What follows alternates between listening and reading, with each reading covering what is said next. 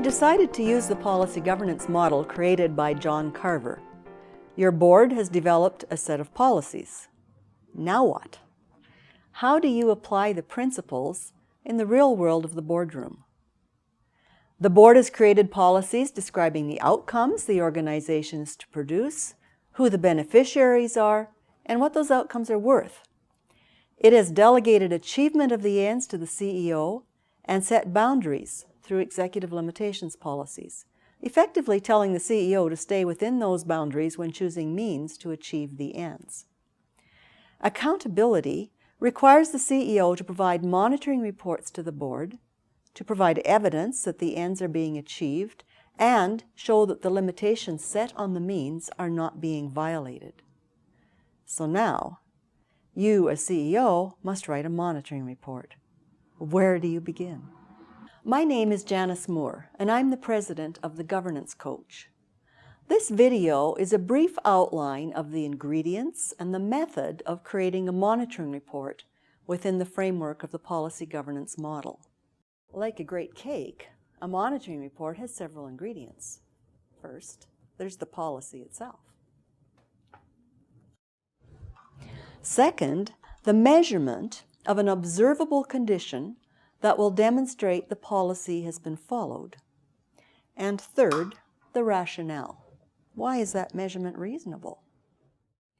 Finally, there's the evidence. Now for the method. How are those ingredients prepared? How is a monitoring report written? Step 1.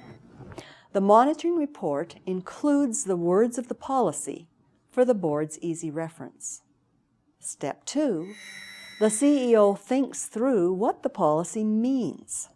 Are there concepts that could be used differently in different organizations that need to be clarified? In this policy, what is the fiscal year? For example, you would write, the fiscal year is April 1st to March 31st, and the fiscal year to date is interpreted as the end of any calendar month. What would it look like when the policy is met? The CEO has to think like an auditor. What would an auditor look for to know the policy was met? Your monitoring report must demonstrate how compliance is met. For instance, compliance will be demonstrated when the statement of profit and loss at the end of any month shows income equal to or greater than expenditures. Step 3. Why is your interpretation, including the metric that will demonstrate compliance, reasonable? If at all possible, an externally referenced source for rationale is desirable. For example, this interpretation of profit and loss is consistent with the accounting standards we are required to follow. It is reasonable to measure at the end of a month because that is the usual reporting period for our sector. The interpretation is now complete. You have indicated what condition will be demonstrated when the policy is met, what measurement will be used, and why it is reasonable. Now on to step 4.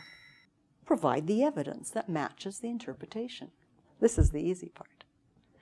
Tell the board what the actual situation is compared to what the interpretation stated would demonstrate compliance. For example, income year-to-date, $20 million. Expenditures year-to-date, $19.5 million. Balance, $500,000. All data is from the profit and loss statement as of September 30th. It is not necessary to provide the financial statements as part of the monitoring report. But if the board or an auditor were to check the figures, they would be verifiable. Step 5. Indicate compliance or non-compliance. If non-compliance exists, indicate a timeline for compliance to be achieved. This Getting Started video provides a simple example to show you the steps in preparing a monitoring report.